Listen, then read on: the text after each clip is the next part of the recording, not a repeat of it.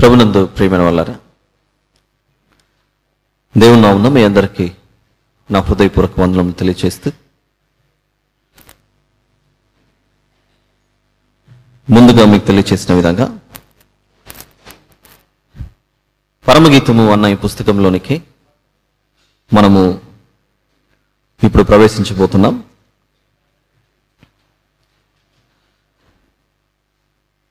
ప్రవేశించే ముందుగా ఈ పుస్తకం యొక్క కొన్ని పరిచయ మాటలు అవసరమైనవి కొన్ని విన్నాం మనం. దాని కొనసాగింపుగానే కొన్ని మాటలు మరొకసారి మనం విని ఆ పుస్తకం యొక్క లోతుల్లోనికి ప్రవేశించడానికి మనం ప్రయత్నిద్దాం. ఈరోజు ఉదయం మనం మాట్లాడుకున్నప్పుడు పరిశుద్ధ గ్రంథంలోని పుస్తకాలను 8 భాగాలుగా విభజించుకున్నాం. పాత నిబంధన 4 భాగాలు, క్రొత్త నిబంధన 4 భాగాలు. ఇప్పుడు మనమున్నటువంటి మన చేతిలో ఉన్న బైబిల్ని, మన చేతిలో ఉన్న ఈ పరిశుద్ధ గ్రంథాన్ని ఇలా విభజించుకున్నాం మనకు అర్థం కావడానికి. మళ్ళీ చెప్తున్నా, పాత నిబంధన 4 భాగాలు, క్రొత్త నిబంధన 4 భాగాలు. ఈరోజు ఉదయం మనం మాట్లాడుకున్న దాంట్లో ఆదికాండం నుంచి ద్వితీయోపదేశకాండం వరకు ఒక భాగం, యెహోషువ గారి పుస్తకం నుంచి దినవృత్తాంతముల పుస్తకం వరకు ఇది 2వది, ఎజ్రా గారి పుస్తకం నుండి పరమగీతము మరియు విలాప వాక్యములు ఇది 3వ భాగం, మిగిలినది 4వ భాగం మనం విన్నాం. అలానే కృత నిబంధనకు వచ్చిన తర్వాత సువార్తలు, చారిత్రక పుస్తకమైనటువంటి అపోస్తుల కార్యములు, పత్రికలు, తర్వాత ప్రవచన గ్రంథం, అదే ప్రకటన గ్రంథం. మన చేతిలో ఉన్న బైబిల్ అలా విభజించుకున్నాం. అయితే జాగ్రత్తగా వినాలి. యూదులు జీవించిన కాలంలో, ఇప్పటికీ వాళ్ళు ఉన్నారు, కానీ ప్రాచీన కాలంలో ఇంకా క్రొత్త నిబంధన పూర్తిగా చేతిలోనికి రానప్పుడు ధర్మశాస్త్రము కానీ, ప్రవక్తల పుస్తకాలు కానీ, కావ్య రూపకంలో రాయబడిన పుస్తకాలు కానీ ప్రపంచవ్యాప్తంగా అందరికీ అందలేదు. కేవలం ఇశ్రాయేలీయులకు మాత్రమే ఉన్నటువంటి పుస్తకమే ఈ పాత నిబంధన.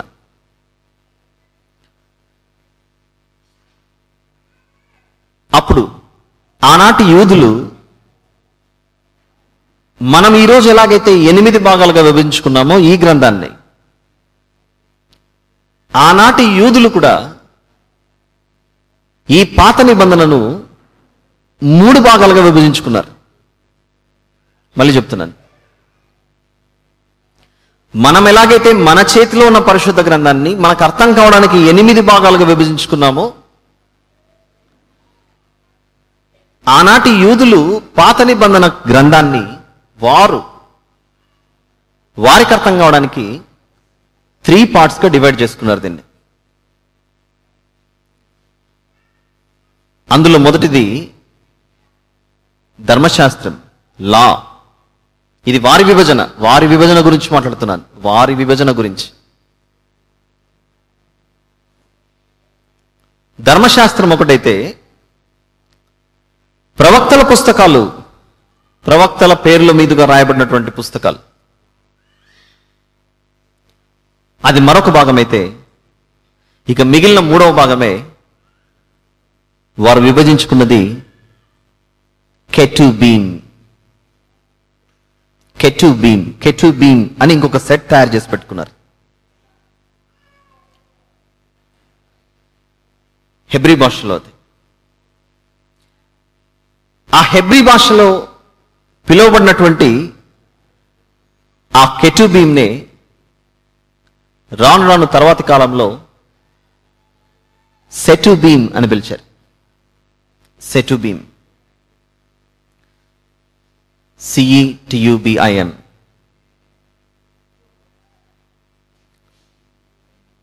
అయితే రాను రాను గ్రీకు భాష, లాటిన్ భాష ఇలాంటివన్నీ వాడుకలోకి రావటం చేత ఈ సెటుబీమ్ కాస్త గ్రీకు భాషలో ఈ సెట్ని ఇందులో ఉన్నటువంటి పుస్తకాలను హ్యాగియోగ్రాఫాగా మార్చారు. హ్యాగియోగ్రాఫా.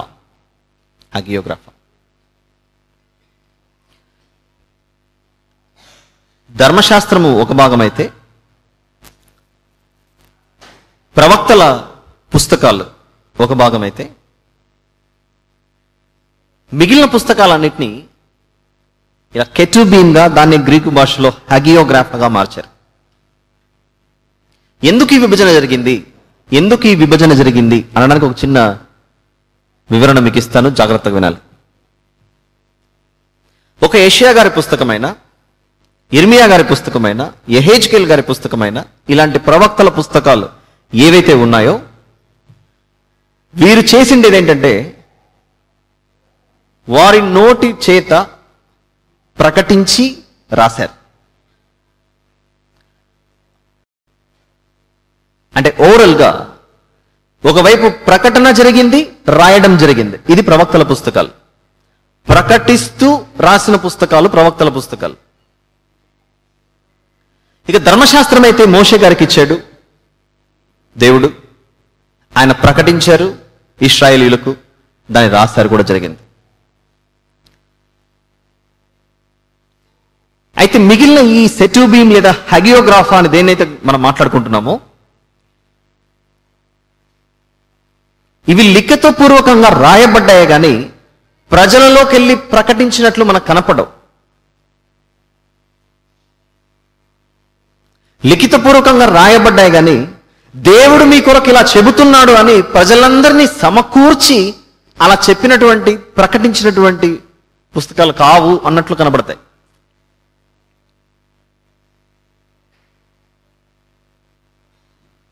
ఉదాహరణకు సామెతల పుస్తకం తీసుకుందాం. సామెతల పుస్తకం ప్రకటించారా ఒకరికి, లేదా దేవుడు తనకిచ్చిన జ్ఞానముతో వాటిని పుస్తకం రూపంలో రాశారా అన్నట్లు మనం పరిశీలిస్తే ఆనాటి తరాలకు, భవిష్యత్ తరాలకు వాటిని రాసి భద్రపరిచినట్లు కనబడుతుంది సామెతలు.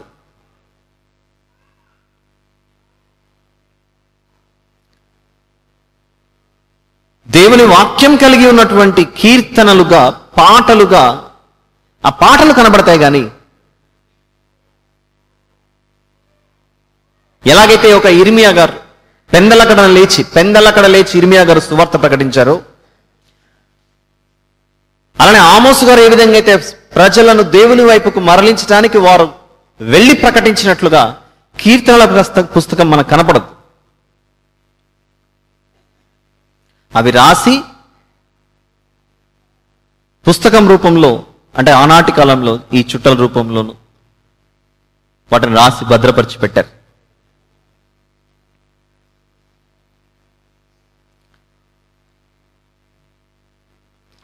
అలాంటి పుస్తకాల్లో మనకు ఒకటి కనబడుతుంది, మరొక పుస్తకం.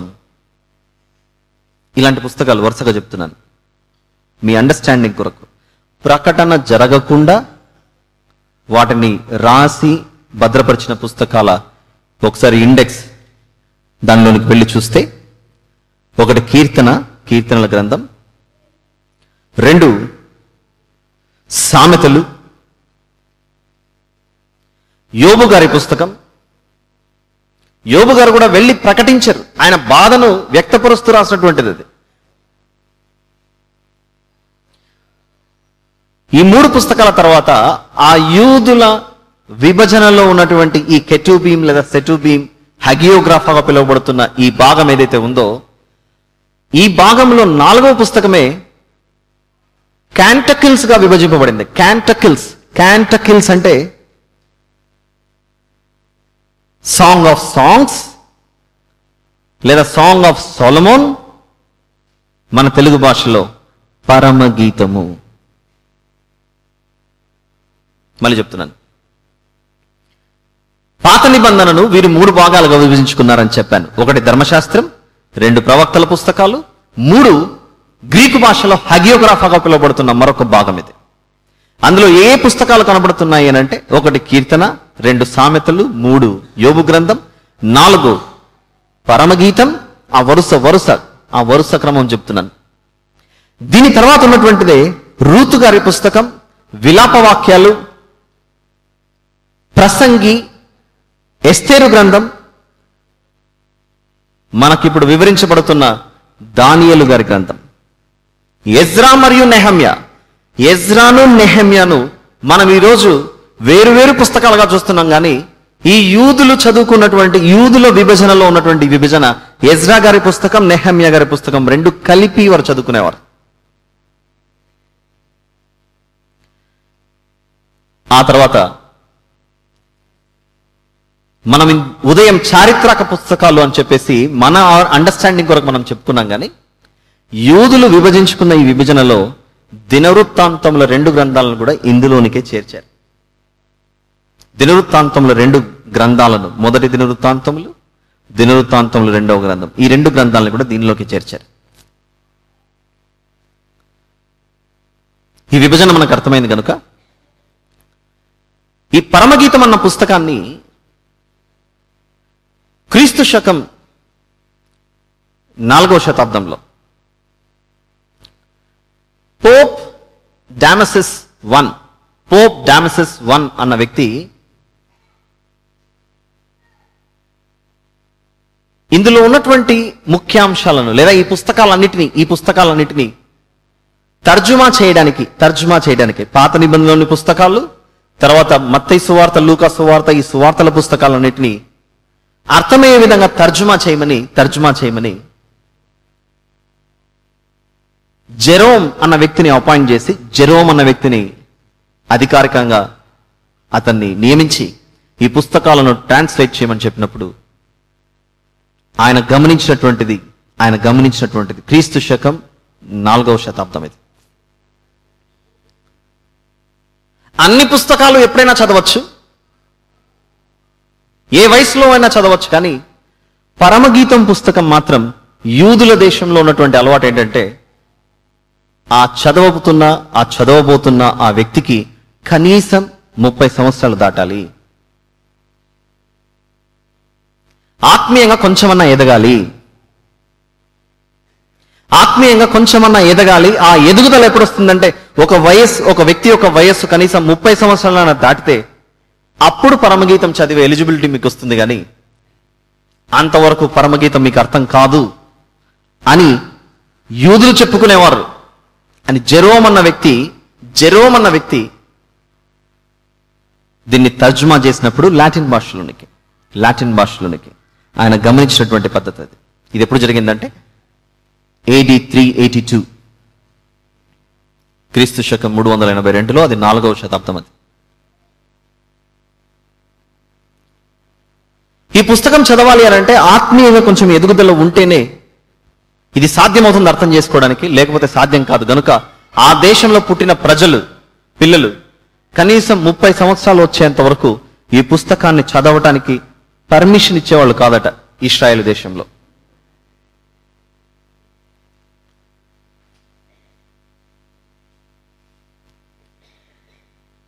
ఈ యొక్క ఇంట్రడక్షన్ మాకు అర్థమైంది కనుక ఇంగ్లీష్ బైబిల్ ఉన్నవాళ్ళు ఇక్కడ ఎవరన్నా ఉంటే పరమగీతం మొదటి అధ్యాయంలో తెలుగు బైబిల్లో 16 వచనాలు కనబడతాయి. అదే ఇంగ్లీష్ బైబిల్లో 17 వచనాలు కనబడతాయి. 17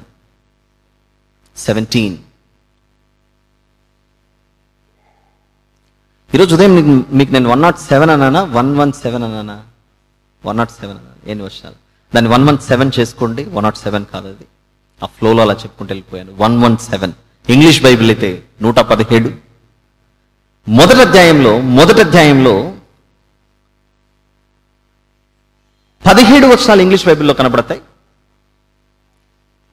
తెలుగు బైబిల్ అయితే 16. దీనికి గల కారణం ఒక్కసారి మీరు 16వ వచనాన్ని చూడండి. పరమగీతం మొదటి అధ్యాయం 16వ వచనం. పరమగీతం మొదటి అధ్యాయం 16. నా ప్రియుడా, నీవు సుందరుడువు, అతి మనోహరుడువు, మన శయన స్థానము పచ్చని చోటు. అక్కడికి ఇంగ్లీష్ బైబిల్లో 16వ వచనాన్ని క్లోజ్ చేసి, మన మందిరముల దూలములు దేవదారు మ్రానులు, మన వాసములు సరళపు మ్రానులు అన్న ఆ 2 లైన్లను 17th వర్స్గా మార్చాడు, 17వ వచనంగా మార్చాడు. అదొక చిన్న గమనిక మీరు పెట్టుకోవాలి, చిన్న గమనిక గుర్తుపెట్టుకోవాలి. అయితే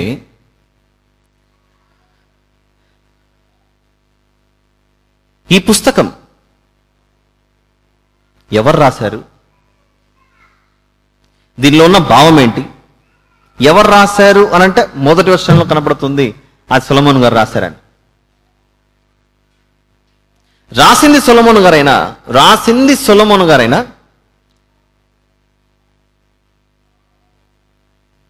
ఎవరి ప్రేరేపణ చేత, సొంత మాటలు తనంతట తాను రాసిండొచ్చా, లేకపోతే ఎవరో ప్రేరేపణ చేత ఈ వాక్యాలు రాయబడతాయా? ఒకవేళ ఈ మాట చెప్పకపోతే బాధపడతారు కనుక, కాబట్టి చెప్పాల్సిందే. పరిశుద్ధాత్మ దేవుని ప్రేరణ చేతని ఇవన్నీ రాయబడతాయి, పేతురు గారి పత్రికల్లో ఉంది కనుక అని మీరు వెంటనే చెప్పేస్తారు. కానీ మనసు మాత్రం ఎందుకో పరిశుద్ధాత్మ దేవుని ప్రేరణతో ఉన్నట్లుగా కనపడకుండా ఉన్నట్లుంటుంది ఈ పుస్తకం. మళ్ళీ చెప్తున్నాను, ఈ పుస్తకం యొక్క పరిస్థితి ఏంటంటే, మన గురించి చెప్తున్నాను, వినేటప్పుడు అంతా మనకు అర్థమవుతున్నట్లుగా అనిపిస్తుంటుంది. ఒక 2 గంటల తర్వాత, జస్ట్ 2 గంటల తర్వాత మీరు పక్కకెళ్ళి మళ్ళీ చదువుతున్నా ఇది ఏమై ఉండొచ్చో నాకు అర్థం కావట్లేదే అన్నట్లుంటుంది పరిస్థితి ఈ పుస్తకం. అందుకే ప్రతి విషయం జాగ్రత్తగా వింటే తప్ప మళ్ళీ లైఫ్ లాంగ్ మనకు గుర్తుండిపోవాలి. ఇందులో 3 లేదా 3 క్యారెక్టర్స్ కనబడతాయి మనకు. పోషించిన పాత్రలను బట్టి 3 పాత్రలు, రోల్స్ మాట్లాడుతున్నా. పాత్రలు అంటే మనం తినే పాత్రల గురించి రోల్స్ గురించి మాట్లాడుతున్నాను. రోల్స్. ఒకరు ప్రియుడు, 2 ప్రియురాలు, 3 ఎవరో స్నేహితులు, మిత్రులు మాట్లాడుతున్నట్లు కొన్ని వర్షాలు కనబడతాయి. జాగ్రత్తగా వినాలి. ఈ 3 మధ్యనే జరుగుతున్నటువంటి సంభాషణ ఇది. ఎంటర్ అయిపోతున్నాం పుస్తకంలోనికి. జాగ్రత్తగా మీరు ఈ రోజు ఇది మిస్ అయ్యారా, ఇప్పుడు వింటున్నది మిస్ అయ్యారా, ఇక మిగిలిన 5 రోజులు ఏదైతే ఉందో అది ఇంక అర్థం కాదు. మళ్ళీ చెప్తున్నాను, మీ వాళ్ళు ఎవరన్నా దారిలో ఉన్నాం, వస్తున్నాం, బస్ స్టాండ్లో ఉన్నాం, నిలబడ్డామనంటే ఇంకేం చేయలేం, దానికి బుద్ధి లేని కన్నెక్కలు ఇంకేం చేయలేం దాన్ని. ఎందుకంటే ఇప్పుడు మాట్లాడుకుంటున్నది మళ్ళీ నేను రేపు రిపీట్ చేశాను అనుకోండి, చెప్పాల్సిన ఆ మ్యాటర్, ఆ సమాచారానికి మనకు టైం సరిపోదు. 3 క్యారెక్టర్స్ కనబడతాయి మనకి ఇక్కడ. ఒకరు ప్రియుడు, ఒకరు ప్రియురాలు, మరొకరు మిత్రులు లేదా స్నేహితులు మాట్లాడుతున్నట్లు కనబడుతుంటుంది. అందులో ప్రియుడు కూడా మాట్లాడుతున్నట్లు అనిపిస్తూ ఉంటుంది.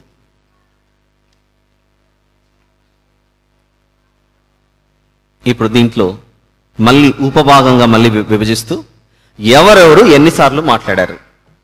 ఇంతవరకు ఏం చెప్పాను? ఇందులో 3 పాత్రలు. ఆ 3 పాత్రలు ఎవరంటే ఒకరు ప్రియుడు, ఒకరు ప్రియురాలు, మరొకరు మిత్రులు లేదా స్నేహితులు. వాళ్ళు మాట్లాడుకుంటున్నారు అని చెప్పాను అంతే. అలా మాట్లాడుకుంటున్న వీరు ఎవరెవరు ఎన్నిసార్లు మాట్లాడారు అర్థమవుతుంది కదా. ఇప్పుడు మేము ఇక్కడ కూర్చున్న పెద్దలు మేము మాట్లాడుకుంటున్నాం అనుకోండి, నేను ఎన్నిసార్లు మాట్లాడాను, వీళ్ళు ఎన్నిసార్లు మాట్లాడారు, వీళ్ళు 2 సార్లు, నేను ఒక్కసారా, లేదు నేను 3 సార్లు, వాళ్ళు 4 సార్లా, అలా లెక్కేసుకుంటూ పోతే ఈ పుస్తకంలో ప్రియురాలు మాట్లాడుతున్నటువంటి కౌంట్ సంఖ్య, ప్రియురాలు మాట్లాడే కౌంట్ 15 సార్లు మాట్లాడుతున్నట్లు కనబడుతుంది.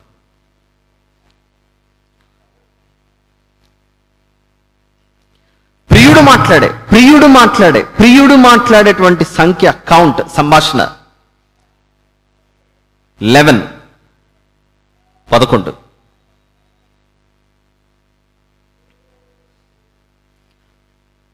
ఇక మిత్రులు, స్నేహితులు మాట్లాడేది వారి సంఖ్య 9.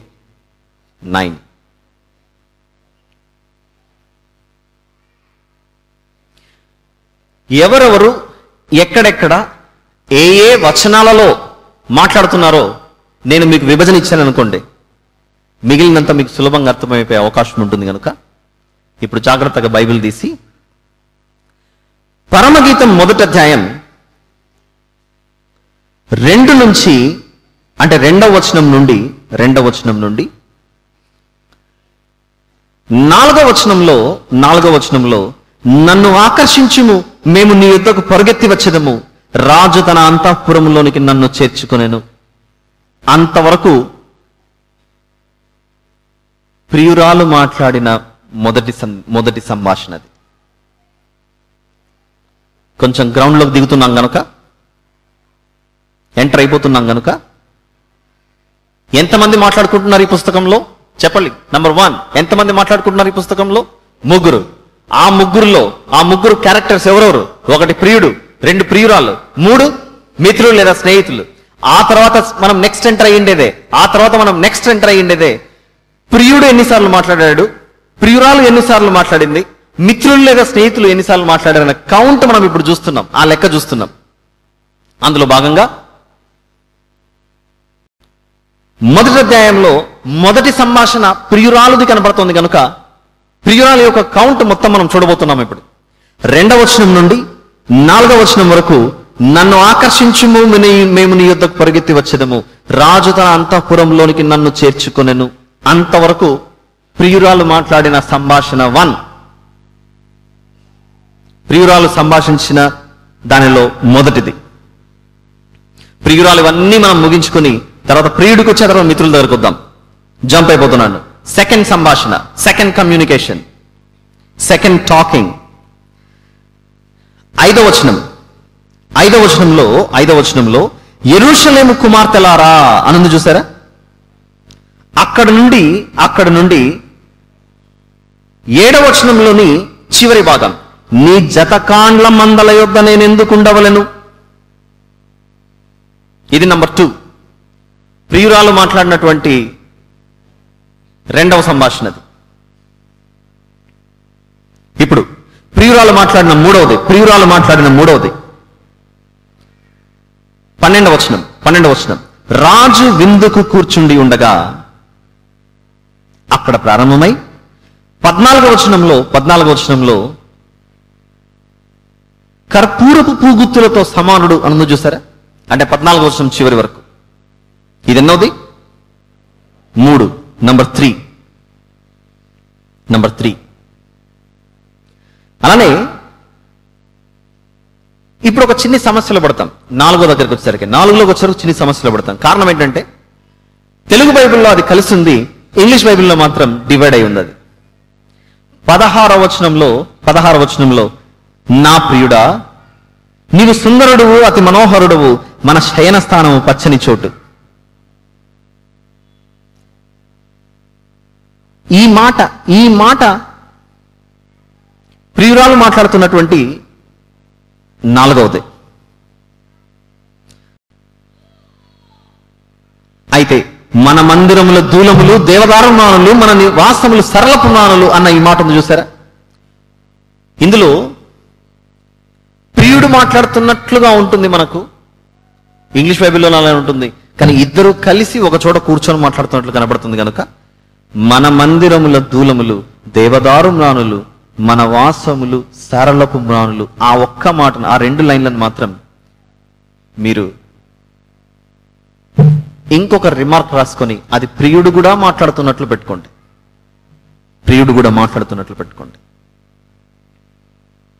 ఎన్నైనా ఇప్పటికి మనకు 4 అయ్యాయి. ఇప్పుడు 5.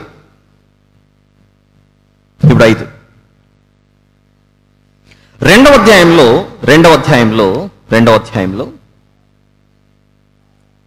మొదటి వచనం మనం చూస్తే మొదటి వచనం, నేను షారోను పొలములో పూయు పుష్పము వంటి దానను, లోయలలో పుట్టు పద్మము వంటి దానను. ఆ ఒక్కటి మాత్రమే, ఆ ఒక్క వచనం మాత్రమే ప్రియురాలు మాట్లాడుతున్నట్లు కనబడుతుంది. తర్వాత మూడవ వచనం, అడవి వృక్షములలో జల్దరు వృక్షం ఎట్లున్నదో అక్కడ ప్రారంభమై ఒక్కసారి అలా పేజ్ తిప్పితే 13వ వచనానికి వద్దాం. 13 వర్స్ నెంబర్ 13.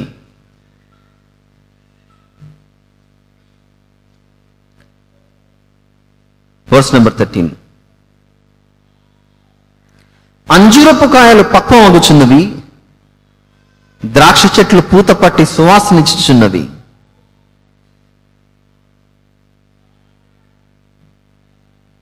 అన్న ఆ మాటను చూసారా? ఈ మాటలో ఇక్కడ కూడా ఆ ప్రియురాలు మాట్లాడుతున్నట్లుగా కనబడుతుంది. అయితే 11వ వచనంలో ఒక మాట, నా ప్రియురాల సుందరవతి లెమ్ము రమ్ము, చలికాలము గడిచిపోయాను, వర్షాకాలము తీరిపోయాను, వర్షం ఇక రాదు. ఆ ఒక్కటి మాత్రం బ్రాకెట్లో పెట్టుకోండి. దాని గురించి వివరించేటప్పుడు నేను మళ్ళీ మీ వద్దకు వచ్చి దాని గురించి ఎక్స్ప్లెయిన్ చేస్తాను. ఎన్నైనా ఇప్పటికీ 5 6 6 అయ్యాయా? 6.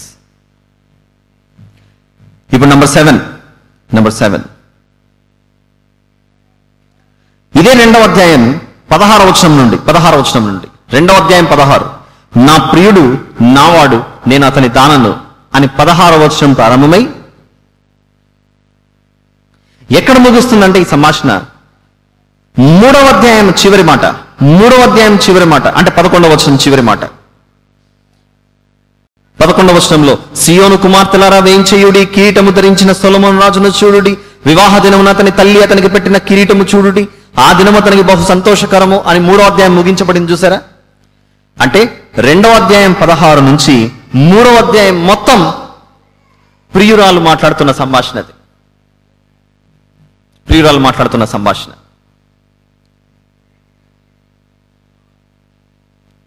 ఎన్నయ్యా? 7 అయ్యాయి. ఇకపోతే 8, 4వ అధ్యాయం పరమగీతము 4, 16వ వచనం చూడండి. 16వ వచనం, ఉత్తర వాయువు ఏతెంచుము, దక్షిణ వాయువు వేంచేయుము, నా ఉద్యానవనము మీద విసరుడి, దాని పరిమళములు వ్యాపింపజేయుడి, నా ప్రియుడు తన ఉద్యానవనములకు వేంచేయును గాక. ఆ ఒక్క వచనం, ఇది ప్రియురాలు మాట్లాడుతున్న మాట. ఇది 4వ అధ్యాయం 1 నుంచి 15 వరకు వేరేదైతే 16వ వచనం మాత్రం ప్రియురాలు మాట్లాడుతున్న సంభాషణ లాగా కనబడుతుంది మనకి.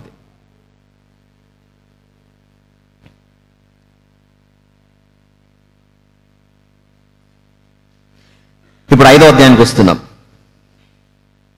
5వ అధ్యాయంలో 2వ వచనం చూడండి. 2వ వచనం, నేను నిద్రించితేనే గాని నా మనస్సు మేలుకొని ఉన్నది అన్న ఆ వచనం నుండి, అక్కడి నుండి ప్రారంభమై 8వ వచనం చివరి భాగం చూడండి. 8వ వచనం లేదా 8వ వచనం మొత్తం చూద్దాం. యెరూషలేము కుమార్తెలారా, నా ప్రియుడు మీకు కనబడిన ఎడల ప్రేమాతిశయం చేత నీ ప్రియురాలు మూర్ఛిల్లనని మీరు అతనికి తెలియజేయునట్లు నేను మీ చేత ప్రమాణం చేయించుకుందును. అక్కడ ముగుస్తుంది. ఇది ఎంతో నంబర్ 9. ఇదే అధ్యాయంలో 9ని విడిచిపెట్టి 10, 11, 10లో ఏముంది చూడండి. నా ప్రియుడు ధవళవర్ణుడు రత్నవర్ణుడు అన్న అక్కడ ప్రారంభమై 5వ అధ్యాయం 16వ వచనం. 5వ అధ్యాయం 16, అతని నోరు అతి మధురము, అతడు అతి కాంక్షణీయుడు, యెరూషలేము కుమార్తెలారా, ఇతడే నా ప్రియుడు, ఇతడే నా స్నేహితుడు. అక్కడ ముగుస్తుంది. ఇది మరొక కాన్వర్సేషన్. ఎంతవరకు వచ్చింది మన కౌంట్? ఇది 10.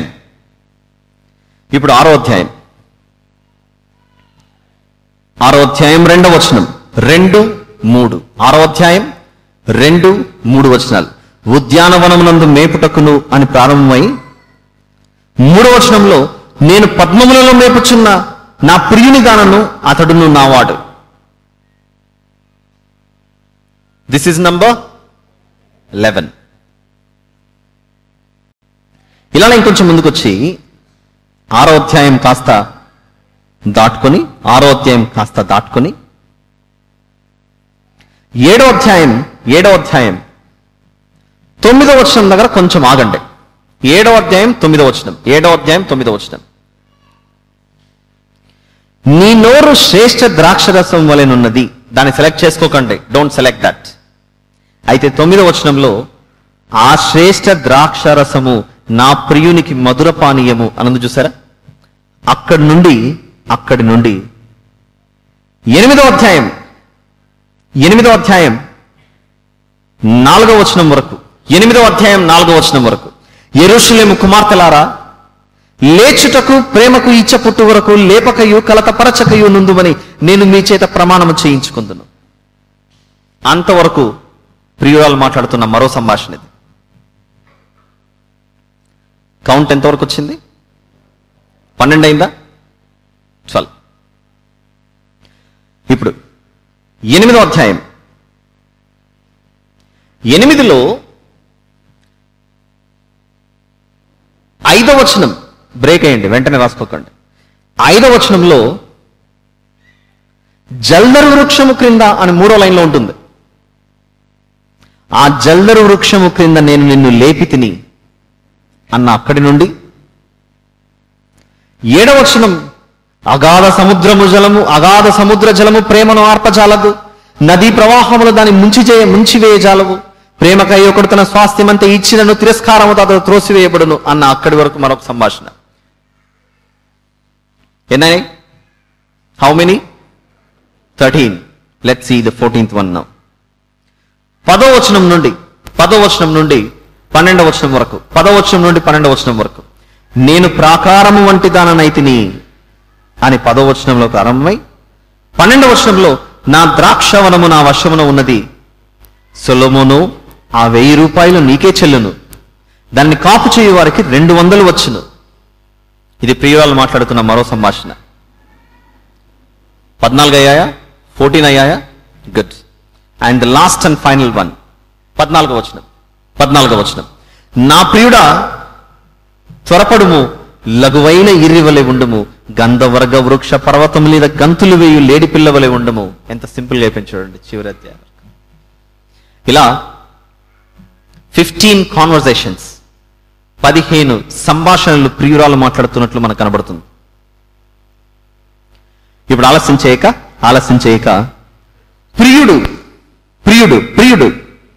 ప్రియుడు ఎక్కడ మాట్లాడుతున్నాడో చూద్దాం. మళ్ళీ వచ్చేసండి మొదటి అధ్యాయం. పరమగీతం మొదటిది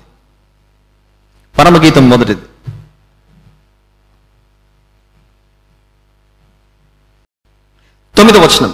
పరమగీతం మొదటి అధ్యాయం 9వ వచనంలో నా ప్రియురాల, ఫరో యొక్క రథాశ్వములతో నిన్ను పోల్చెదను, ఆభరణముల చేత నీ చెక్కిళ్ళును హారముల చేత నీ కంఠమును శోభిల్లుచున్నవి, వెండి పువ్వులు గల బంగారు సరములు మేము నీకు చేయింతుము. ఇది నంబర్ 1. నంబర్ 2 15వ వచనం, ఇదే అధ్యాయం, వర్స్ నెంబర్ 15. నా ప్రియురాల, నీవు సుందరివి, నీ కన్నులు గువ్వకండ్లు.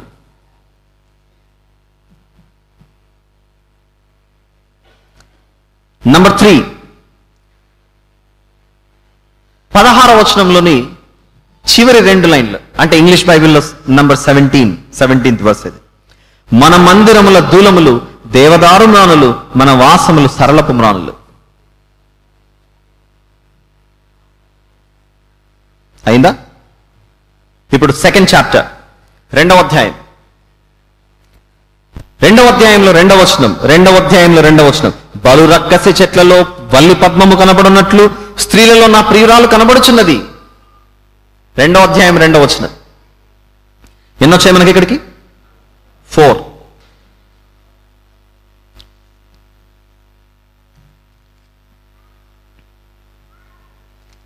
ఇలా కొంచెం ముందుకెళ్ళి 2వ అధ్యాయం 14వ వచనం.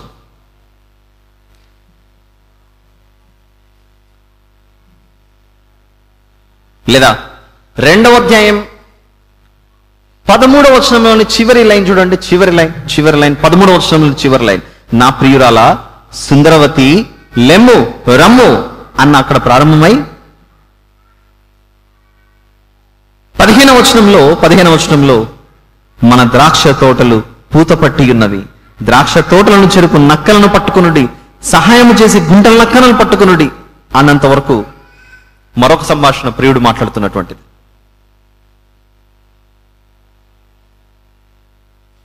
ఇలానే కొంచెం ముందుకెళ్ళి 4వ అధ్యాయం మొదటి నుండి, నా ప్రియురాల నీవు సుందరివి, నీ ముసుగుగుండా నీ కన్నులు గువ్వ కన్నుల వలె కనబడుచున్నవి, నీ తల వెంట్రుకలు గిలాదు పర్వతం మీది మేకల మందను పోలి ఉన్నవి అన్న అక్కడ నుంచి ప్రారంభమై, అంటే 4వ అధ్యాయం మొదటి వచనం నుండి అక్కడ నుంచి ప్రారంభమై ఇదే అధ్యాయం 15వ వచనం వరకు చూడండి. 15వ వచనం, నా సహోదరి, నా ప్రాణేశ్వరి, నీవు ఉద్యాన జలాశయము, ప్రవాహ జలకూపము, లెబానోను పర్వత ప్రవాహము. అక్కడ ముగిస్తుంది ఈ సంభాషణ. What is the count now? 6 అయ్యాయా? Very good. ఇప్పుడు 5వ అధ్యాయం మొదటి వచనం, నా సహోదరి ప్రాణేశ్వరి, నా ఉద్యానవనముకు నేను ఏతించి తిని, నా జటామాంసిని, నా గంధవర్గములను కూర్చుకొనుచున్నాను, తేనె పట్టును భుజించుచున్నాను, క్షీర సహిత ద్రాక్షారసం పానము చేయుచున్నాను. అంతటితో మరొక కాన్వర్జేషన్ ముగుస్తుంది. This is number 7. ఇదైన తర్వాత ఒక్కసారి మనం 6వ అధ్యాయంలోకి ఎంటర్ అవ్వాలి. 6వ అధ్యాయం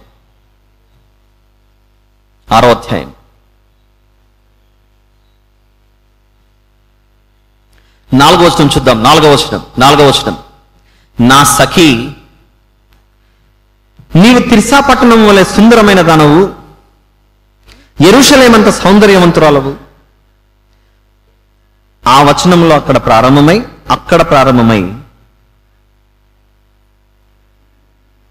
9వ వచనం, నా పావురము, నా నిష్కలంకురాలు ఒకతే, ఆమె తన తల్లికి ఒకతే కుమార్తె, కన్న తల్లికి ముద్దు బిడ్డ. స్త్రీలు దాన్ని చూచి ధన్యురాలందరూ, రాణులను ఉపపత్నులను దాన్ని పొగడుదురు. అక్కడికి మరో కాన్వర్జేషన్ ముగుస్తుంది. ప్రియుడు మాట్లాడే సంభాషణ. అండ్ ద నెక్స్ట్, ఇదే అధ్యాయం పరమగీతం 6 11-12 వచనాలు. లోయల్లోని చెట్లు ఎట్లున్నవో చూచుటకు, ద్రాక్ష వల్లులు చిగిర్చినో లేదో, దాడిమ వృక్షములు పూతపట్టనో లేదో చూచుటకు నేను అక్షోట వృక్షోద్యానమునకు వెళ్ళి తిని, తెలియకే నా జనుల్లో గనులకు వారి రథములు నేను కలుసుకుంటుని. అక్కడతో మరో కాన్వర్జేషన్, ప్రియుడు మాట్లాడేది ముగించబడుతుంది. అండ్ నెక్స్ట్, ప్రియుడు మాట్లాడే మరొక కాన్వర్జేషన్ ఎన్నోదవుతుంది ఇది? 10.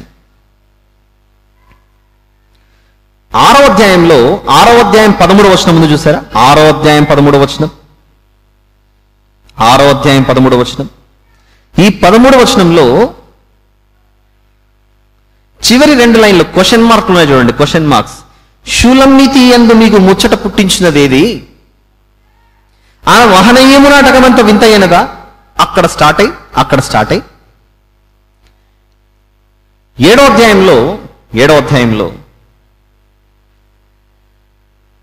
9వ వచనం చూద్దాం.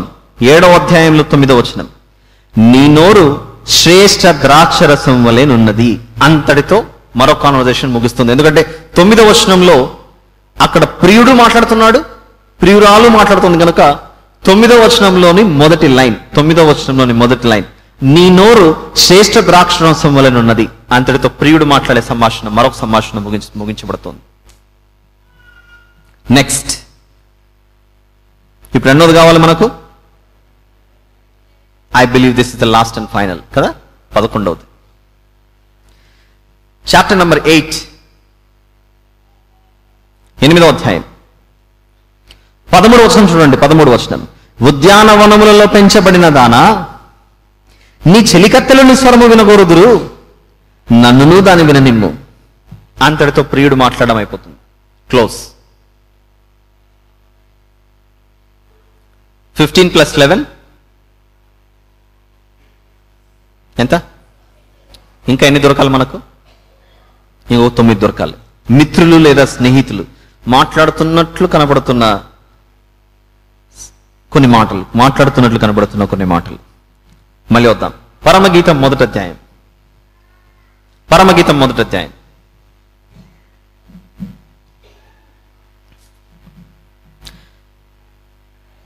4వ వచనంలో నిన్ను బట్టి మేము సంతోషించి ఉత్సహించదము అన్నది చూడండి. 4వ వచనంలో 4వ లైన్ అనుకుంటా ఇది. నిన్ను బట్టి మేము సంతోషించి ఉత్సహించదము, ద్రాక్షరసము కన్నా నీ ప్రేమను ఎక్కువగా స్మరించదము, యథార్థమైన మనస్సుతో వారు నిన్ను ప్రేమించుచున్నారు. అంతటితో మిత్రులు మాట్లాడుతున్న మొదటి సందర్భం ముగిస్తుంది. ఫ్రెండ్స్,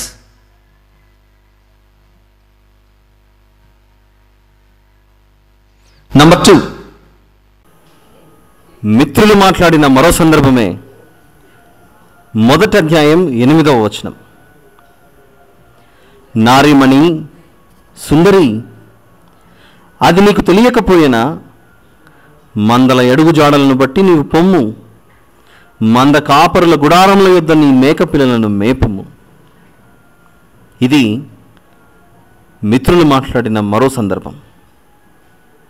మిత్రులు మాట్లాడే మరొక సందర్భం మనకు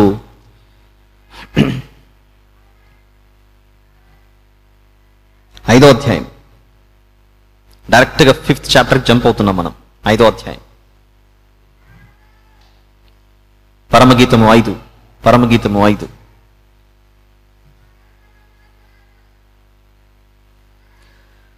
5వ వచనంలో, క్షమించాలి, 5వ అధ్యాయం 1వ వచనం. 5వ అధ్యాయం 1వ వచనంలో చివరి భాగం, నా సకులారా అన్నది చూసారా. నా సకులారా, నా సకులారా, నా సకులారా భుజించుడి, లెస్సగా పానము చేయుడి, స్నేహితులారా పానము చేయుడి. ఇది కూడా ఫ్రెండ్స్ లేదా మిత్రులు, స్నేహితులు మాట్లాడుతున్నట్లు కనబడే సందర్భం ఇది. ఇదే అధ్యాయం 9వ వచనం. స్త్రీలలో అధిక సుందరి వగుదానా, వేరు ప్రియుని కన్నా నీ ప్రియుని విశేషమేమి? నువ్వు మా చేత ప్రమాణము చేయించుకున్నటకు వేరు ప్రియుని కన్నా నీ ప్రియుని విశేషమేమి? ఎవరో అడుగుతున్నారు.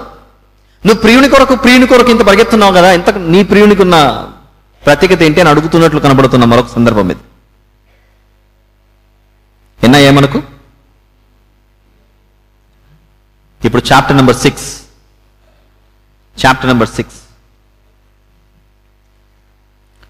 పరమగీతం 6 మొదటి వచనం. స్త్రీలలో అధిక సుందరి వగుదానా, నీ ప్రియుడు ఎక్కడికి పోయాను, అతడే దిక్కునకు తిరిగాను, మనం పోయి అతని వెతుకుదాం రమ్ము. ఎస్, అదొక్కటే, ఆ వచనం ఒక్కటే. దాన్ని దాటుకొని అలా కొంచెం ముందుకొస్తే 10వ వచనం చూడండి. 10వ వచనం, సంధ్యారాగము చూపట్టుచు చంద్రబింబమంత అందము గలదే, సూర్యుని అంత స్వచ్ఛమును కలలను గలదే, వ్యూహిత సైన్య సమభీకర రూపిణియగు ఈమె ఎవరు? మన క్రైస్తవ పాటల్లో ఇది కూడా ఒక పాట ఉంది, వినే ఉండొచ్చు మీరు. వ్యూహిత అనే సమభీకర అని ఒక పాట ఉంది చూసారా, బాలసుబ్రహ్మణ్యం అన్నటువంటి పాట. సమభీకర ఏంటి? సైన్య సమభీకరం ఒక పాట ఉంది చూసారా, ఇక్కడ నుంచి తీసిండేది అది. 10వ వచనం, సంధ్యారాగము చూపట్టు చంద్రబింబమంత అందము గలదే, సూర్యుని అంత స్వచ్ఛమును కలలను గలదే, వ్యూహిత సైన్య సమభీకర రూపిణియగు ఈమె ఎవరు? అక్కడ ఒక కాన్వర్జేషన్ ముగించబడిన తర్వాత ఇప్పుడు 13వ వచనం, 13 నంబర్ 13, అదే అధ్యాయము 13వ వచనం. షులమ్మితి రమ్ము, మేము నిన్ను ఆశ తీర చూచుటకై తిరిగి రమ్ము.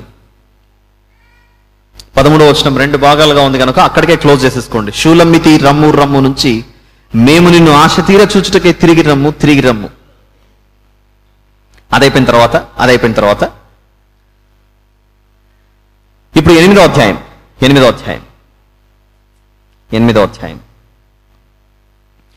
అధ్యాయంలో 5వ వచనం చూద్దాం. 5వ వచనం, తన ప్రియుని మీద ఆనుకొని అరణ్య మార్గమున వచ్చినది ఏవతే. అంతే, అక్కడికే. తన ప్రియుని మీద ఆనుకొని అరణ్య మార్గమున వచ్చినది యువత. అదైపోయిన తర్వాత 8వ వచనానికి వద్దాం. 8వ అధ్యాయం 8వ వచనం, మాకొక చిన్న చెల్లెలు కలదు,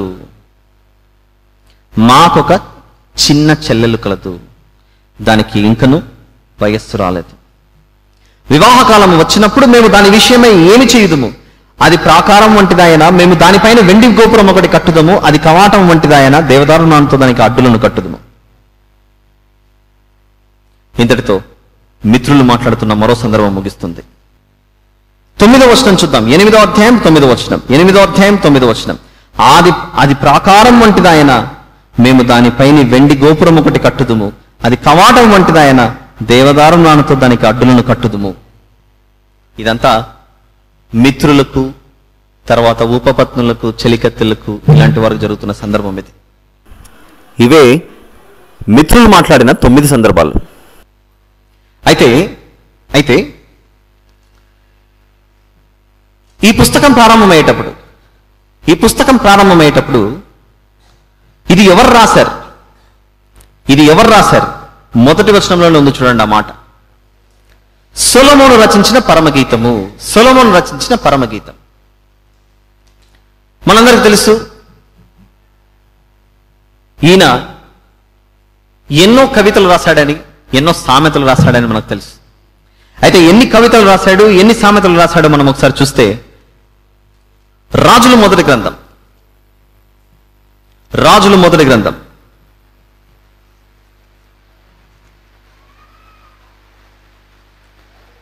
4వ అధ్యాయం. రాజుల మొదటి గ్రంథం 4వ అధ్యాయం.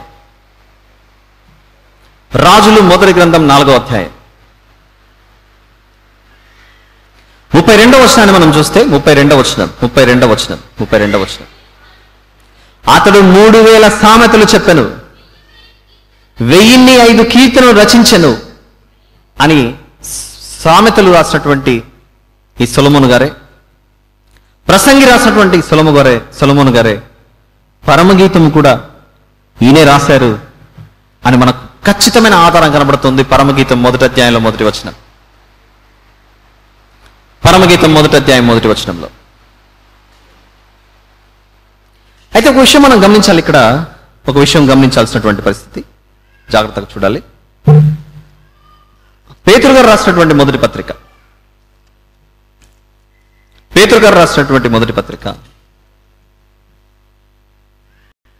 10వ వచనంలో ఈరోజు ఉదయం చూసాం.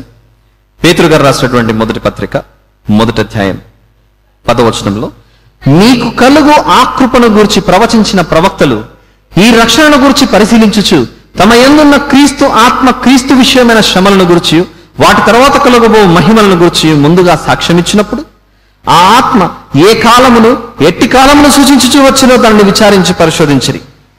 దీన్ని బట్టి ఆలోచిస్తే ఆనాటి ప్రవక్తలు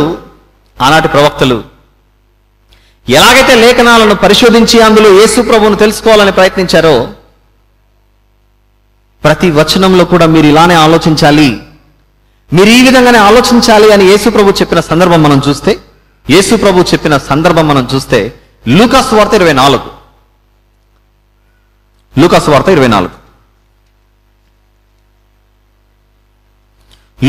24లో యేసు ప్రభు మాట్లాడుతూ ఎమ్మాయు మార్గంలో యేసు ప్రభు నడుచుకుంటూ వెళ్ళేటప్పుడు ఆ ఇద్దరితో చెప్పిన మాటే 25, 26, 27 వచనాలు చూద్దాం. అందుకాయన, అవివేకులారా, ప్రవక్తలు చెప్పిన మాటలన్నిటిని నమ్మని మందమతులారా, క్రీస్తు ఇలాగూ శ్రమపడి తన మహిమలో ప్రవేశించుట అగత్యము కాదా అని వారితో చెప్పి, మోషేయు సమస్త ప్రవక్తలను మొదలుకొని లేఖనములన్నిటిలో తన్ను గూర్చిన వచనముల భావం వారికి తెలిపెను. తన్ను గూర్చిన వచనముల భావము వారికి తెలిపెను. యేసు ప్రభు లేఖనములన్నిటిలోనూ తన్ను గూర్చిన వచనముల భావము తెలుపుతూ వచ్చాడట. దీన్ని ఆధారంగా చేసుకొని ఎమ్మాయు మార్గంలో ఈ ఇమ్మానుయేలు మాట్లాడేటప్పుడు ఖచ్చితంగా ఏ పుస్తకంలో నుంచి కూడా కొన్ని తీసి మాట్లాడి ఉండాలి. ఆదికాండం నుంచి ప్రకటన వరకు ఈ ఎమ్మాయు మార్గంలో యేసు ప్రభు చెబుతున్నప్పుడు పరమగీతముల పుస్తకంలో నుండి కూడా కొన్ని విషయాలు తీసి విరిగి చెప్పే ఉండాలి. పరమగీతం పుస్తకంలో కూడా కొన్ని విషయాలు తీసి విరిగి చెప్పే ఉండాలి. ఏమై ఉండొచ్చు అని మనం ఆలోచిస్తే మనకు కొన్ని అద్భుతమైన రెఫరెన్సెస్ మరియు క్లూస్ కనబడుతూ వస్తాయి. డైరెక్ట్ గా వచనాన్ని చూసామనుకోండి, 1వ అధ్యాయం 1వ వచనం, సొలొమోను రచించిన పరమగీతం.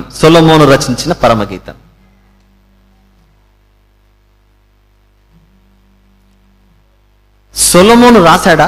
సొలొమోను ఆత్మ ప్రేరణ చేత రాశాడా? అది లేఖనములో ప్రతిదీ పరిశుద్ధాత్మ ప్రేరణ చేత రాయబడుతుందే కానీ వారి సొంత మాటలతో రాసిండేది ఎప్పుడు కాదు. అలాంటప్పుడు ఒక్కసారి మనం బైబిల్లోనికి వెళ్ళి చూస్తే సొలొమోను ఏ పాత్ర పోషించాడు, ఆయన ఏం చేశాడు, ఆయన కాలంలో పరిస్థితులు ఏంటి అని ఆలోచిస్తే ఒక్కసారి బైబిల్లో యేసుప్రభును పోల్చేటప్పుడు కొన్ని చోట్ల మోషే ఒక మాట చెప్పాడు, దేవుడు మీ కొరకు నా వంటి ప్రవక్తను పుట్టిస్తాడు. నా వంటి ప్రవక్తను దేవుడు మీ కొరకు పుట్టిస్తాడు అని అంటే అదే మాటను అపోస్తల కార్యంలో శిష్యులు సువార్తను ప్రకటించేటప్పుడు మోషే అన్న ఆ ప్రవక్త ఎవరో కాదు, మన కొరకు చనిపోయిన యేసు ప్రభు ఆ ప్రవక్త. మోషేను చూపిస్తూ ఆ ప్రవక్త అన్నాడు. జాగ్రత్తగా చూడాలి. మోషేను చూపిస్తూ ఆ ప్రవక్త యేసే మన కొరకు క్రీస్తై వచ్చాడని చెప్పేసి అక్కడ వివరిస్తుంటే ఇంకా కొందరు వ్యక్తులు మీ ముందర పెడతాను. ఆలోచించండి ఒకసారి. మోషే గారికి సోదరుడు ఎవరు? అహరోను ఎవరు? ప్రధాన యాజకుడు. నిజమా? అహరోను గారిని ప్రధాన యాజకుడు అంటారా అనరా? ఖచ్చితంగా అంటారు. అహరోను గారిని ప్రధాన యాజకుడని చూపిస్తూ క్రొత్త నిబంధనకు వచ్చిన తర్వాత హెబ్రీయులకు రాసినటువంటి పత్రిక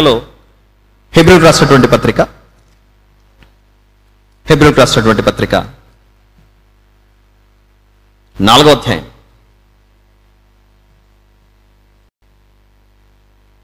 హెబ్రీయులకు రాసినటువంటి పత్రిక 4వ అధ్యాయం 14వ వచనంలో ఆకాశ మండలము గుండా వెళ్ళిన దేవుని కుమారుడైన యేసు అను గొప్ప ప్రధాన యాజకుడు మనకున్నాడు. యేసు ప్రభువుని చూపిస్తూ మోషేను చూపిస్తే మోషే లాంటి ప్రవక్త ఈయనే అని చెప్పాడు. తెలుసు కదా వచనాలు. ద్వితీయోపదేశ కాండంలో మోషే గారు చెబుతున్న మాట, దేవుడు మీ కొరకు నా వంటి ప్రవక్తను పుట్టిస్తాడు అని అంటే అదే మాటను శిష్యులు అపోస్తుల కార్యములలో మాట్లాడుతూ ఆ ప్రవక్త యేసే అని శిష్యులు ప్రకటించారు.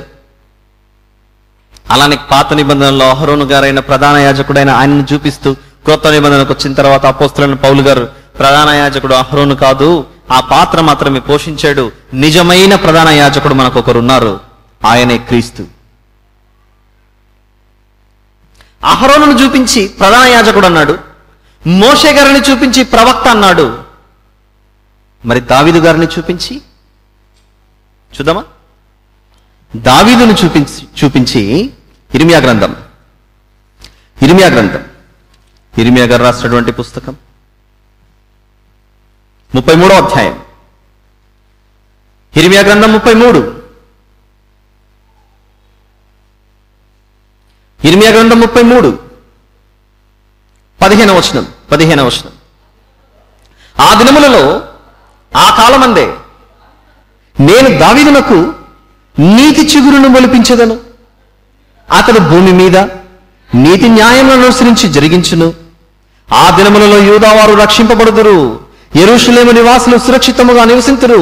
యెహోవాయే మనకు నీతి అని యెరూషలేమునకు పేరు పెట్టుబడును. యెహోవా ఇలాగ సెలవిచ్చుచున్నాడు, ఇశ్రాయేలు వారి సింహాసనము మీద కూర్చుండువాడొకడు దావీదునకుండక మానడు. ఎవరి గురించి చెప్పబడుతున్న మాట ఇది? యేసు ప్రభు గురించి చెబుతూ దావీదు సింహాసనం మీద మరొకరు కూర్చుంటారు. ఆ ఎవరో కాదు కూర్చునేది, యేసు ప్రభు. మీకు ఇన్ని చూపిస్తున్నాను, 3 చూపించాను ఇప్పుడు క్లూస్. అహరోనును చూపించి ప్రధాన యాజకుడు అన్నాడు, మోషేను చూపించి ప్రవక్త అన్నాడు, దావీదు గారిని చూపించి రాబోయే రాజు, రాజులకు రాజు, ప్రభువులకు ప్రభువు, యుగ యుగములు దావీదు సింహాసనం మీద కూర్చునేటువంటిది ఈయనే అని దావీదు గారిని చూపిస్తున్నప్పుడు, ఇప్పుడు నేను మీ ముందు వేయబోయే ప్రశ్నే, సొలొమోనును చూపిస్తూ ఏం మాట్లాడుతున్నాడో చూద్దామా ఒకసారి? చూద్దాం. సొలొమోను గారిని చూపిస్తూ సమూయేలు 2వ గ్రంథం,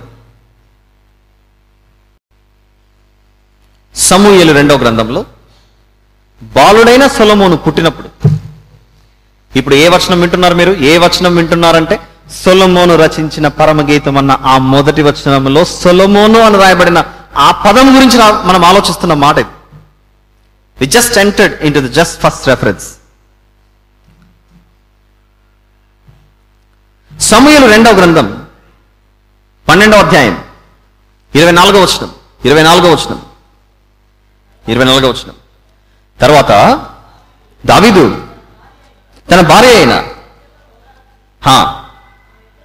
ఆమె యుద్ధకు పోయి ఆమెను కూడగా ఆమె ఒక కుమారుని కనెను. దావీదు అతనికి సొలొమోను అని పేరు పెట్టెను. చాలు.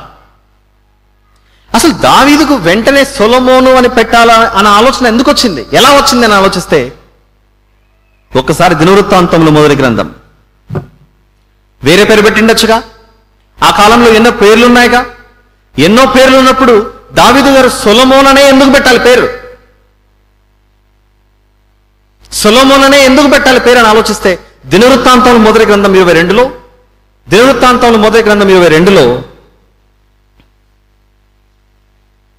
8 నుంచి కొన్ని వచనాలు చూద్దాం. దావీదు గారికి మందిరము కట్టాలి అని ఆలోచన వచ్చినప్పుడు దేవుడు ప్రత్యక్షమై మాట్లాడినటువంటి మాట మనం ఒకసారి చూస్తే, యెహోవా వాక్కు నాకు ప్రత్యక్షమై ఇలాగ సెలవిచ్చెను, నీవు విస్తారముగా రక్తము ఒలికించి గొప్ప యుద్ధములు జరిగించిన వాడవు. నీవు నా నామమునకు మందిరమును కట్టించకూడదు.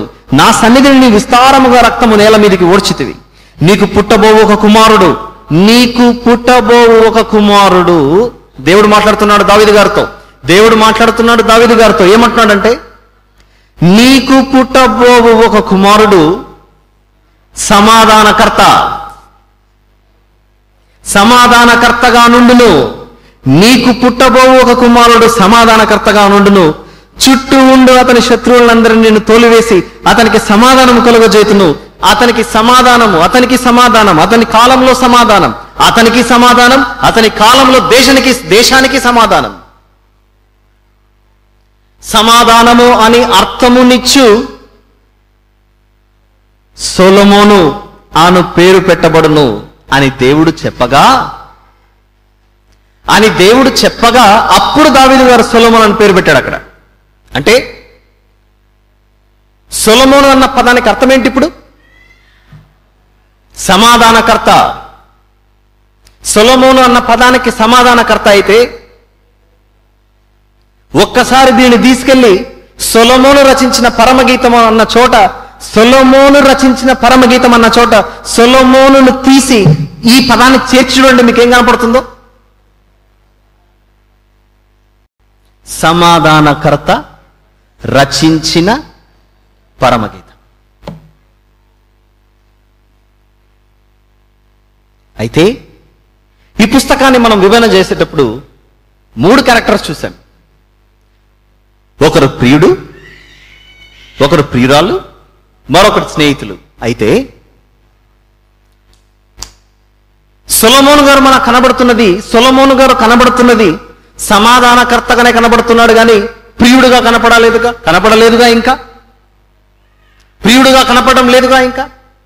ఒకసారి మళ్ళీ ఎక్కడైతే ఇంతకుముందు రాజుల సమూయేలు 2వ గ్రంథం చూసామో, సమూయేలు 2వ గ్రంథం చూసామో 12వ అధ్యాయంలో, సమూయేలు 2వ గ్రంథం 12వ అధ్యాయంలో, సమూయేలు 2వ గ్రంథం 12వ అధ్యాయంలో 24వ వచనం. తర్వాత దావీదు తన భార్య అయిన బత్షెబను ఓదార్చి ఆమె యొద్దకు పోయి ఆమెను కూడగా ఆమె యొక్క కుమారుని కనెను. దావీదు అతనికి సొలొమోను అని పేరు పెట్టెను. సొలొమోను అని పేరు పెట్టమని చెప్పిండేది ఎవరు? దేవుడు చెప్పాడు కనుక పెట్టాడు. అది తండ్రి అయిన దావీదు, అంటే సొలొమోను గారికి తండ్రి అయిన దావీదు సొలొమోను అని పేరు పెట్టమని దేవుడు చెప్పగా పెట్టాడు అక్కడ. ఒకవైపు రాజైన దావీదు పేరు పెడుతుంటే వెంటనే దావీదు గారి కాలంలో బ్రతికినటువంటి ప్రవక్తే నాతాను ప్రవక్త. వెంటనే నాతాను గారిని కూడా పంపించి దేవుడు సొలొమోనుకి మరొక పేరు కూడా పెట్టు, సొలొమోనుకి మరొక పేరు కూడా పెట్టు, నాతాను వెళ్ళు, గో, పేరు పెట్టు మరొకటి అన్నప్పుడు నాతాను గారు కూడా వచ్చి ఒక పేరు పెడుతున్నారు చూడండి సొలొమోను గారికి. 25వ వచనం, 12వ అధ్యాయం 25. యెహోవా అతనిని ప్రేమించి నాతాను అను ప్రవక్తను పంపగా అతడు యెహోవా ఆజ్ఞను బట్టి యెదీద్యా అని అతనికి పేరు పెట్టాను. యెదీద్యా అనగా దొరికాడు ప్రియుడు కూడా. పరమగీతములో 1వ అధ్యాయంలో 1వ వచనంలో మొదటి పదాన్ని వెతకటానికి మనకింత టైం పట్టింది.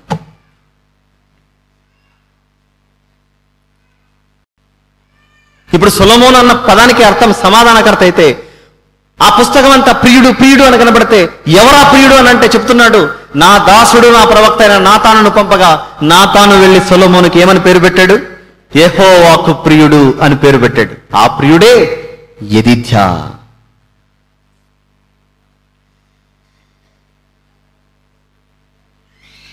మరి సొలొమోను గారు సమాధానకర్తనా? నిజంగానే సమాధానకర్తనా? ఆలోచించండి ఒకసారి. సొలొమోను గారు ఏమైనా సమాధానకర్తనా? సొలొమోను గారు సమాధానకర్త అయితే మనకు యేసు ప్రభు అవసరం ఉండేదే కాదు. ఒప్పుకుంటారు ఈ విషయానికి? సొలొమోను గారు సమాధానకర్త అన్నటువంటి పాత్ర సరిగా పోషించలేదు, అది మనకు తెలుసు.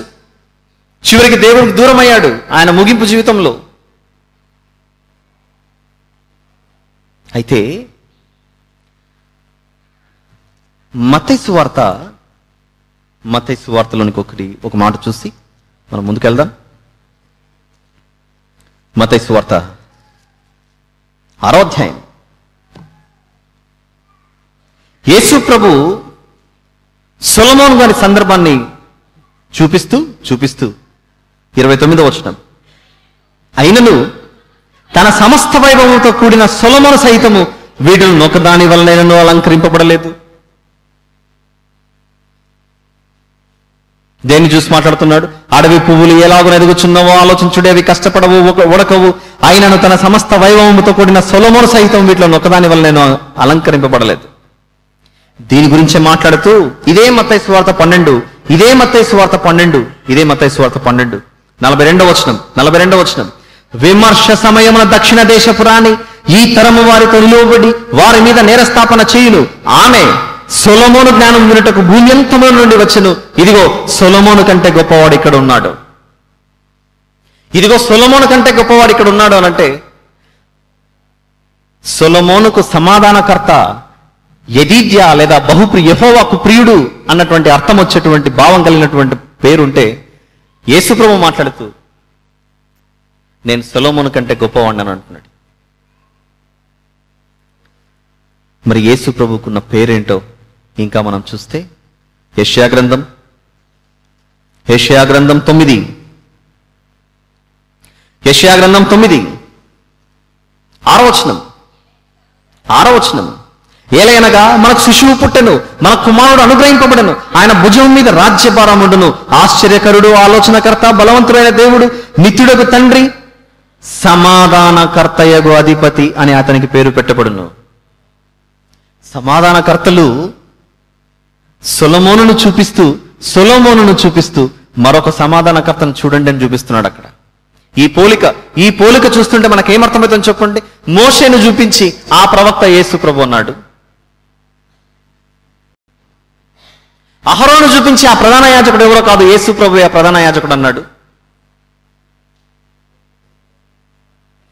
ఇలా చూపించుకుంటూ దావీదు గారిని చూపిస్తూ, దావీదు ఎలాగైతే రాజయ్య ఉన్నాడో నా కుమారుడు రాజుని చూపిస్తున్నాడు క్రొత్త నిబంధనకు వచ్చిన తర్వాత.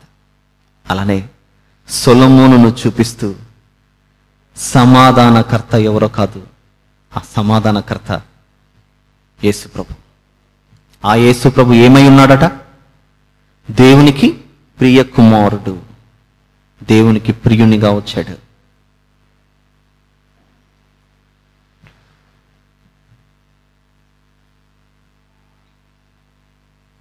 ఇంకా వినాలి. మనం చేసిండేది ఏంటి ఇంతవరకు? ఈ పుస్తకం ఎలా ఉంది, ఇందులో ఎవరెవరు పాత్రలు, ఎవరెవరు ఎన్ని సంభాషణలు చేస్తున్నారు. సొలొమోను రచించిన పరమగీతం అన్న చోట మనం ఏం చేర్చి చూడవచ్చు అని ఆలోచిస్తే అక్కడ కనబడుతోంది సమాధానకర్త రచించిన పరమగీతం అన్నట్లు కనబడుతోంది. ఇవి ఎవరికి అర్థమవుతాయట?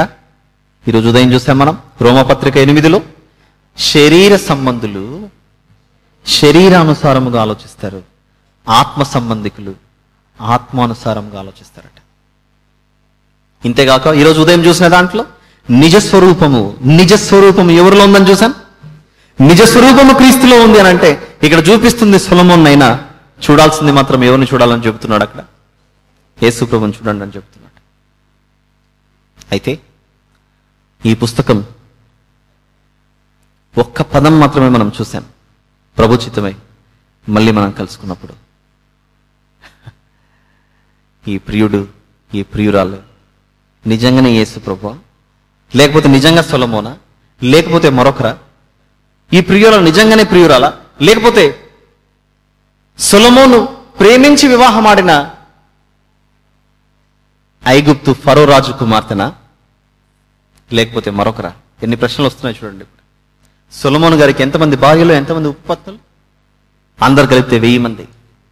ఆ 1000 మందిలో ఫరో కుమార్తెను ప్రేమించి వివాహం చేసుకున్నాడు. అది మీకు తెలిసిన విషయం.